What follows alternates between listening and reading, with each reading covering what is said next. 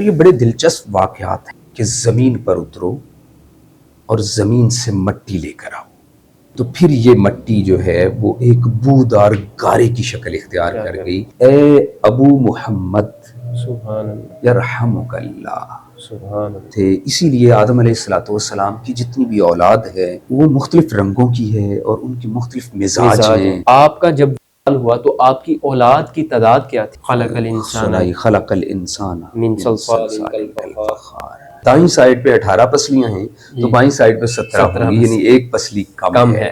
تو اس چھوٹی پسلی سے رب العزت نے حوا علیہ السلام کو تخلیق فرمایا۔ جب آدم علیہ السلام کو تخلیق فرمایا تو کوئی انسان موجود نہیں تھا۔ جی آپ نے بہت اچھا سوال کیا۔ عورتوں کے غرور کو توڑ دیا۔ عیسیٰ علیہ السلام کو تخلیق فرما کر مردوں کا غرور توڑ دیا۔ آدم علیہ السلام کو تخلیق فرما کے مرد اور عورت دونوں کے تکبر کو خاک میں ملا دیا۔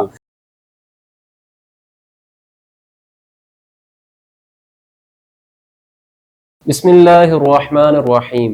ناظرین، پروگرام نور آفتاب میں میں ہوں آپ کا میزبان حافظ عبد الرحمن۔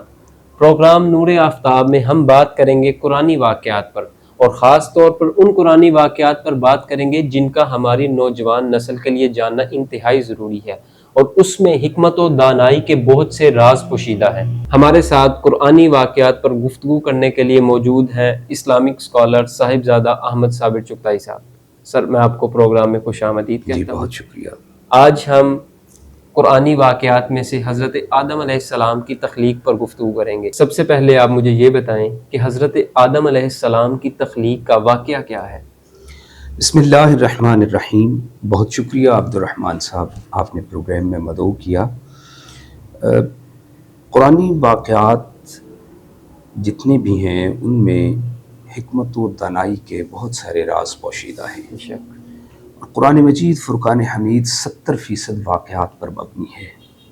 ہماری نوجوان نسل کے لیے قرآن کو جاننا بہت ضروری ہے، اور یہ بڑے دلچسپ واقعات ہیں جس سے ہمیں درس ہدایت ملتا ہے، ہمیں سبق ملتا ہے، ہمیں زندگی گزارنے کے طریقے پتہ چلتے ہیں۔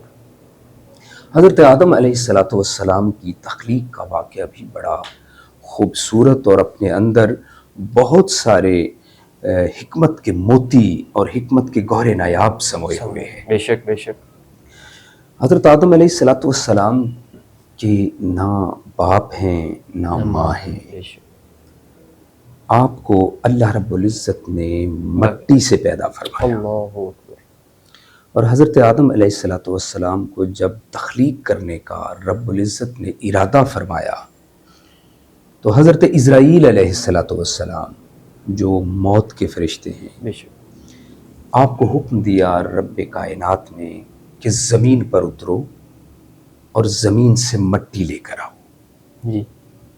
تو خالق کائنات کے حکم کے مطابق حضرت اسرائیل علیہ السلام زمین پر اترے اور آپ نے ایک مٹھی مٹی کی اٹھائی۔ پوری روئے زمین کی جو اوپر والی پرت ہے وہ چھلکے کی مانند حضرت اسرائیل علیہ السلام کی مٹھی میں آ گئی۔ اور یہ مٹی مختلف رنگوں اور مختلف کیفیتوں کی مٹی تھی۔ روایات میں ہے کہ 60 رنگوں کی یہ مٹی تھی، جس میں سفید اور سیاہ رنگ تھا، سرخ اور زرد رنگ تھا، مختلف رنگ تھے، اور پھر مختلف اس کی کیفیتیں تھی، تلخ و شیریں بھی تھی، نرم اور سخت بھی تھی، مختلف اس کی کیفیات تھیں۔ پھر رب العزت نے حکم دیا کہ اس کو مختلف پانیوں کے ساتھ گوندھا جائے۔ تو ایک مدت تک اس مٹی کو گوندھنے کا جو عمل ہے وہ جاری رہا۔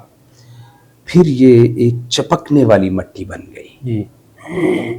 قرآن مجید فرقان حمید میں خالق کائنات نے فرمایا خلق الانسان من صلصال کالفخار، کہ انسان کو کھنکتی ہوئی مٹی سے پیدا فرمایا۔ اب یہ مٹی چپکنے والی مٹی بن چکی تھی، پھر ایک مدت تک اس کو گوندھا جاتا رہا، تو پھر یہ مٹی جو ہے وہ ایک بودار گارے کی شکل اختیار کر گئی، جیسے کیچڑ ہوتا ہے۔ اور جب یہ خشک ہوئی تو کچھ عرصے کے بعد، ایک مدت کے بعد، یہ کھنکتی ہوئی بچتی ہوئی مٹی بن گئی، بے شک اور پھر اس مٹی سے حضرت آدم علیہ السلام کے پتلے کو تیار کیا گیا۔ اللہ اکبر۔ اور حضرت روایات میں ہے کہ حضرت آدم علیہ السلام کے اس پتلے کو تیار کر کے جنت کے دروازے پر رکھ دیا گیا۔ جب جنت کے دروازے پر حضرت آدم علیہ السلام کے پتلے کو رکھا گیا تو فرشتے جو ہیں وہ بڑے تعجب کے ساتھ دیکھتے تھے، چونکہ انہوں نے اس طرح کی مخلوق اس سے پہلے کبھی دیکھی نہیں تھی، وہ بڑی حیرانی کا اظہار کرتے تھے۔ پھر رب العزت نے اس پتلے میں روح پھونکی، اور جب یہ روح حضرت آدم علیہ السلام کے نتنوں تک پہنچی تو آپ کو چھینک آئی، اور پھر یہ روح آہستہ آہستہ جب آپ کی زبان تک پہنچی تو آپ گویا ہوئے اور آپ نے فرمایا الحمدللہ، سبحان اللہ، تمام تعریفیں اللہ کے لیے، اللہ رب العزت کے لیے ہیں۔ تو خالق کائنات نے اس کے جواب میں فرمایا اے ابو محمد سبحان اللہ، یرحمک اللہ، سبحان اللہ، اللہ تم پر رحم فرمائے۔ اور پھر یہ روح جو ہے وہ آہستہ آہستہ آپ کے پورے جسم میں سرایت کر گئی۔ ترمذی اور ابو داؤد کی حدیث ہے کہ اللہ رب العزت نے چونکہ یہ مختلف مٹیوں کے مجموعے سے حضرت آدم علیہ السلام کو پیدا فرمایا، تخلیق فرمایا، تو چونکہ کیفیات بھی مختلف تھیں بالکل، اور رنگ بھی مختلف تھے، اسی لیے آدم علیہ السلام کی جتنی بھی اولاد ہے وہ مختلف رنگوں کی ہے، اور ان کی مختلف مزاج ہیں، مختلف ان کی کیفیات ہیں۔ جی چغتائی صاحب، ہمارے ناظرین کو یہ بھی بتائیں کہ حضرت آدم علیہ السلام نے کتنی عمر پائی؟ آپ کا جب سوال ہوا تو آپ کی اولاد کی تعداد کیا تھی؟ بڑا خوبصورت سوال آپ نے پوچھا۔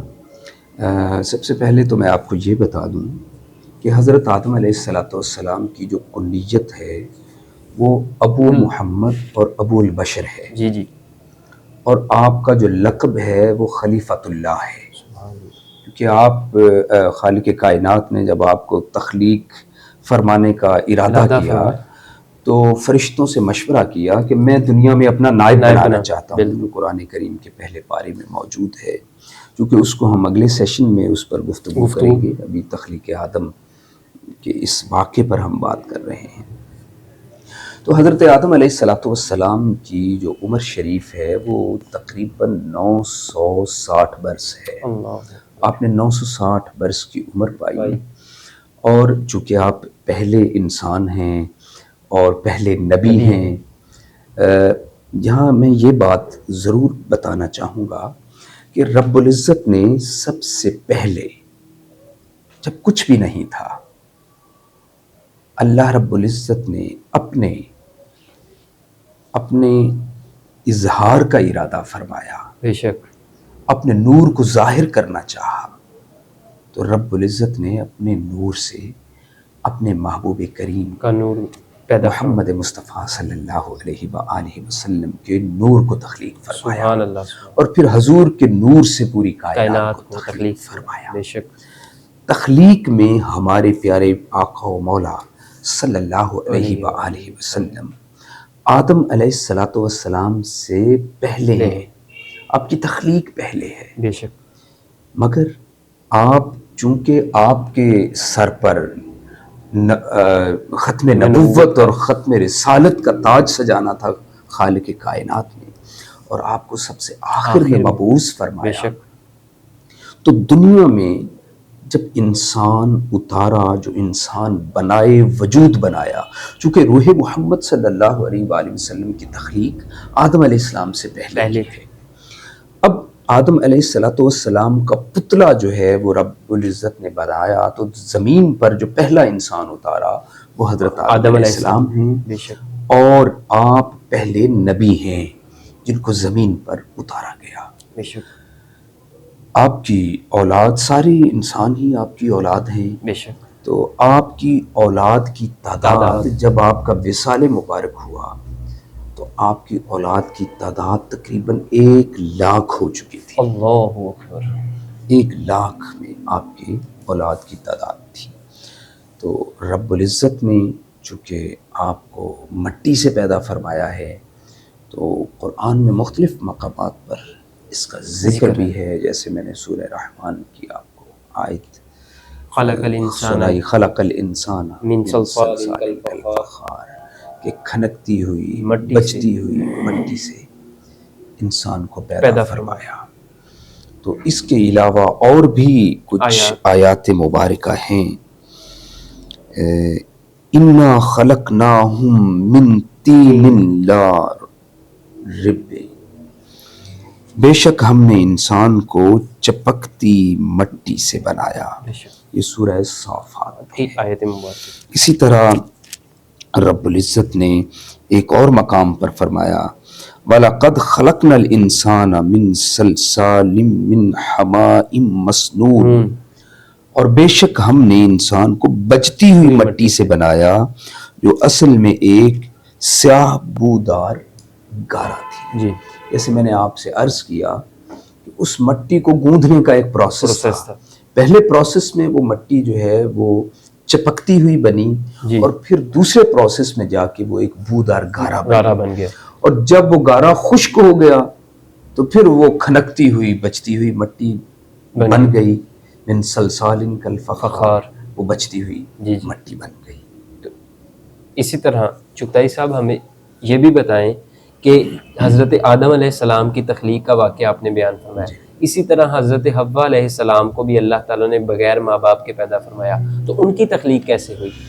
جی عبد الرحمن صاحب، حضرت حوا علیہ السلام کو خالق کائنات نے آدم علیہ السلام سے پیدا فرمایا۔ اللہ، کہ آدم علیہ السلام کا نہ ماں ہے نہ باپ ہے، بے شک کوئی وجود نہیں تھا جب آدم علیہ السلام کو تخلیق فرمایا، مگر جب حوا علیہ السلام کو تخلیق فرمایا تو آدم علیہ السلام موجود تھے، اور رب تعالیٰ نے آدم علیہ السلام کو جنت میں داخل فرمایا۔ بے شک آپ آرام فرما رہے تھے، رب العزت نے آپ کی بائیں پسلی جو ہے اس کو علیحدہ فرمایا، اور بائیں پسلی کی جگہ پر گوشت بن گیا۔ اسی لیے اب کوئی بھی مرد ہے تو اس کی دائیں سائڈ پہ 18 پسلیاں ہیں تو بائیں سائڈ پہ 17 ہوں گی، یعنی ایک پسلی کم ہے کہ اس سے عورت پیدا ہوئی ہے۔ تو اس چھوٹی پسلی سے رب العزت نے حوا علیہ السلام کو تخلیق فرمایا، اور آدم علیہ السلام جب اٹھے تو آپ نے دیکھا کہ آپ کے پاس ایک حسین و جمیل، ایک خوبصورت عورت موجود ہے۔ تو آدم علیہ السلام نے پوچھا کہ آپ کون ہیں؟ تو حوا علیہ السلام نے جواب دیا کہ اللہ رب العزت نے مجھے آپ کی تسکین کے لیے پیدا فرمایا ہے تاکہ آپ کی نسل کو میں بڑھا سکوں۔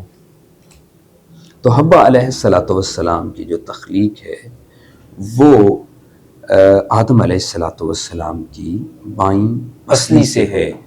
اس پر قرآن مجید فرقان حمید کی آیت میں یہاں پڑھنا چاہوں گا کہ کچھ لوگ یہ بھی کہتے ہیں کہ آپ کی تخلیق پسلی سے نہیں ہوئی یا آدم علیہ السلام سے نہیں ہوئی، تو یہ خالق کائنات نے قرآن مجید میں فرمایا وَخَلَقَ مِنْهَا زَوْجَهَا وَبَثَّ مِنْهُمَا رِجَالًا كَثِيرًا وَنِسَاءً، اور حضرت آدم علیہ السلام سے ان کی بیوی کو پیدا فرمایا، یعنی حضرت آدم علیہ السلام سے پیدا بے شک، اور ان دونوں سے بہت سے مردوں اور عورتوں کو پیدا فرمایا۔ یعنی حوا علیہ السلام کی جو تخلیق ہے وہ آدم علیہ السلام سے ہے۔ بالکل ایسا ہی، جب آدم علیہ السلام کو تخلیق فرمایا تو کوئی انسان موجود نہیں تھا، مگر حوا علیہ السلام کی جب تخلیق ہوئی تو آدم علیہ السلام موجود تھے، اور ان سے پیدا فرمایا، ان کی بائیں پسلی سے پیدا فرمایا۔ چغتائی صاحب یہ بتائیں کہ آپ نے ہمیں آدم علیہ السلام کی تخلیق کا واقعہ بیان کیا، آپ نے ان کی اولاد کا بتایا، آپ نے اماں حوا علیہ السلام کی تخلیق کا بتایا، تو اب یہ جو نوجوان ہمیں دیکھ رہے ہیں ان کو ان سارے واقعات سے کیا سبق ملتا ہے؟ جی آپ نے بہت اچھا سوال کیا، کیونکہ قرآن مجید فرقان حمید کا کوئی ایسا واقعہ نہیں ہے جس میں کوئی ہدایت کا درس نہ ہو، جس میں کوئی سبق نہ ہو، جس میں کوئی نصیحت نہ ہو، قرآن تو ہے حکمت ہی نہ ہو، سراپا ہدایت، دانائی نہ ہو، کیونکہ قرآن مجید تو آپ نے درست فرمایا کہ سراپا ہدایت ہے۔ حضرت آدم علیہ السلام کی تخلیق کے واقعے سے ہمیں جو پتہ چلتا ہے کہ رب العزت نے انسان کو 4 طریقوں سے تخلیق فرمایا۔ ایک تو نیچرل پروسیس جو اس وقت بھی موجود ہے، مرد اور عورت دونوں سے انسان کو رب تعالیٰ نے پیدا فرمایا۔ بالکل۔ دوسرا، رب تعالیٰ نے بغیر عورت کے مرد سے پیدا فرمایا، جیسا کہ حضرت حوا علیہ السلام کو حضرت آدم علیہ السلام سے پیدا فرمایا، اور عورت کوئی نہیں تھی، عورت نہیں تھی، مرد تھے، مرد سے پیدا فرمایا عورت۔ جی۔ جو تیسرا طریقہ ہے وہ یہ ہے کہ رب تعالیٰ نے بغیر مرد کے عورت سے پیدا فرمایا، جیسا کہ حضرت عیسیٰ علیہ السلام، حضرت مریم علیہ السلام سے آپ کو بغیر باپ کے پیدا فرما دیا۔ اور چوتھا طریقہ جو حضرت آدم علیہ السلام کو رب تعالیٰ نے تخلیق فرمایا تو اس وقت نہ مرد تھا نہ عورت تھی، یہ سب سے منفرد طریقہ ہے۔ تو رب تعالیٰ نے بغیر مرد اور عورت، باپ اور ماں کے آدم علیہ السلام کو تخلیق فرمایا، تو اس سے پتہ یہ چلا کہ وہ خالق کائنات، وہ پاک رب، وہ کسی طریقے کا محتاج نہیں ہے، وہ انسان کی تخلیق میں کسی کا محتاج نہیں ہے۔ اس نے بغیر عورت کے حوا علیہ السلام کو پیدا فرما کر عورتوں کے غرور کو توڑ دیا کہ کوئی عورت یہ غرور نہ کرے، یہ نہ سمجھ بیٹھے کہ ہمارے بغیر تخلیق نہیں ہو سکتی۔ بالکل۔ اور رب تعالیٰ نے بغیر مرد کے عیسیٰ علیہ السلام کو تخلیق فرما کر مردوں کا غرور توڑ دیا کہ کوئی مرد یہ نہ سمجھ بیٹھے کہ ہمارے بغیر شاید انسان کی تخلیق کا عمل مکمل نہیں ہوتا۔ اور پھر رب تعالیٰ نے مرد اور عورت دونوں کے بغیر آدم علیہ السلام کو تخلیق فرما کے مرد اور عورت دونوں کے تکبر کو خاک میں ملا دیا کہ رب تعالیٰ جو ہے وہ قادر مطلق ہے، وہ بغیر مرد اور عورت کے انسان کو تخلیق کرنے پر قادر ہے، وہ کسی سبب کا محتاج نہیں ہے، مگر دنیا اسباب کی ہے۔ دنیا میں اس نے اسباب پیدا فرمائے ہیں۔ قرآن مجید فرقان حمید میں رب تعالیٰ نے انسان کی جو ایک فطری تخلیق ہے اس کا ذکر بھی فرمایا، جیسا کہ رب نے فرمایا اِنَّا خَلَقْنَا الْإِنسَانَ مِن نُطْفَةٍ أَمْشَاجٍ، یعنی ہم نے انسان کو مرد و عورت کے ملے جلے نطفے سے پیدا فرمایا۔ تو یہ ایک رب تعالیٰ نے اس طریقے کو رائج کیا ہے، مگر رب محتاج نہیں ہے مرد اور عورت کے۔ بالکل۔ یہ بات سمجھنے کی ہے کہ اس نے لوح و کرسی، زمین و آسمان، جنت اور دوزخ، فرشتے، پوری کائنات کو صرف کن کہہ کر تخلیق فرما دیا۔ سورہ یاسین میں ہے انما امرہ اذا اراد شیئا، اذا اراد اللہ شیئا ان یقول لہ کن فیکون، تو پھر وہ فرماتا ہے کن فیکون، ہو جاتا ہے۔ بے شک اس کی شان یہ ہے کہ وہ کن فرماتا ہے تو سب کچھ تخلیق ہو جاتا ہے، اس کے لیے کوئی چیز ناممکن نہیں ہے۔ اس لیے ہمیں یہ اپنا ایمان پختہ کر لینا چاہیے کہ رب العزت کے ہاں کوئی بھی چیز امپاسبل نہیں ہے، ناممکن نہیں ہے۔ جو آج ہم مادیت کے دور میں ٹیکنالوجی کا سہارا لیتے ہیں تو یہ نہ سمجھ بیٹھیں کہ یہی سب کچھ ہے، یہ تو محتاج ہے پاک رب کی۔ یہ سب کچھ، یہ آج کی جدید ٹیکنالوجی، یہ آج کی جو جدت ہے، یہ جو انسان اتنی ترقی کر گیا ہے، یہ جو اب یہ کیمرے کے اندر ریکارڈنگز ہو رہی ہیں، لوگ سن رہے ہیں، اور ایک خطے پر بیٹھا شخص اس کو پوری دنیا سن رہی ہے کہ وہ مشرق میں بیٹھا ہے تو مغرب تک اس کی آواز جا رہی ہے، اور وہ براہ راست جا رہی ہے، اسی لمحے جا رہی ہے۔ تو یہ ساری چیزیں جو ہیں یہ مادیت ہیں، اور یہ رب تعالیٰ کی محتاج ہیں. رب تعالیٰ ہر چیز پر قادر ہے، اور اس پر اس واقعے سے، قرآن کے اس واقعے سے رب کی ذات پر ہمارا ایمان اور ہمارا توکل اور پختہ ہوتا ہے. بے شک اللہ رب العزت ہمیں عمل کی توفیق عطا فرمائے اور اپنا قرب نصیب فرمائے. اور بالخصوص میں اپنی ہر گفتگو کی اختتام پر یہ بات ضرور کہتا ہوں، اور یہ نوجوان نسل کے لیے ایک پیغام ہے کہ خالق کائنات ہمیں اپنے پیارے حبیب کریم صلی اللہ علیہ وآلہ وسلم کی ہستی کامل سے والہانہ عشق اور محبت نصیب فرمائے. یہی ایمان کی اساس ہے، یہی ہماری زندگی کا اثاثہ ہے. آپ کی بات سے مجھے ایک حدیث پاک بھی یاد آ گئی کہ رسالت مآب صلی اللہ علیہ وآلہ وسلم نے ارشاد فرمایا لا یؤمن احدکم حتی اکون احب الیہ من والدہ وولدہ والناس اجمعین، کہ کوئی شخص اس وقت تک کامل مومن ہو ہی نہیں سکتا جب تک وہ اپنے والدین سے، اپنی اولاد سے، حتیٰ کہ جمیع انسانیت سے بڑھ کر رسول اللہ سے محبت نہ فرمائے. بلکہ میں یہاں آپ سب اس میں تھوڑی سی ضرور ایڈ کروں گا کہ ایمان کامل تو اس وقت ہوتا ہے نا جب موجود ہو. جی بے شک. یہ تو ہے لا یؤمنو، ایمان ہے ہی نہیں. اللہ ایمان نے جنم ہی نہیں لیا اس جب وقت تک رسول جب اللہ رسول سے اللہ محبت صلی اللہ علیہ وسلم کی محبت جو ہے وہ تمام انسانوں سے بڑھ کر زیادہ نہ ہو جائے. بے شک. تو حضور کی محبت سب سے پہلے ہے، اور اس کا عملی نمونہ تو صحابہ کرام علیہم الرضوان نے اپنی زندگیوں میں پیش کیا. بالکل. بہت سارے واقعات ہیں کہ حضور علیہ السلام کی محبت کی جب باری آئی تو پھر سب کچھ پیچھے ہو گیا. اللہ. اور صدیق اکبر رضی اللہ تعالیٰ عنہ نے، فاروق اعظم نے، عثمان غنی نے، اور مولا علی کرم اللہ تعالی وجہہ الکریم نے یہ عمل کر کے دکھائے، اور دیگر صحابہ نے کر کے دکھائے. اس کے بغیر ایمان ہے ہی نہیں. تو ناظرین، چغتائی صاحب نے سورہ یاسین کی آیت مبارکہ کی طرف اشارہ فرمایا کہ اذا اراد اللہ شیئا ان یقول له کن فیکون، کہ اللہ رب العزت جب بھی کسی شے کا ارادہ فرماتا ہے تو فقط کن کہتا ہے، وہ شے ہو جاتی ہے. تو آج ہمارے نوجوان کیوں مایوس ہیں کہ ان کے معاملات درست نہیں ہو سکتے؟ وہ اللہ رب العزت کی بارگاہ میں دعا کریں اور اللہ رب العزت پر سچا یقین رکھیں، تو مالک کن فرمائے گا تو معاملات درست ہو جائیں گے. اپنے میزبان حافظ عبد الرحمن کو اجازت دیجیے، ایک اگلے پروگرام میں نئے قرآنی واقعے کے ساتھ حاضر ہوں گے. اللہ حافظ.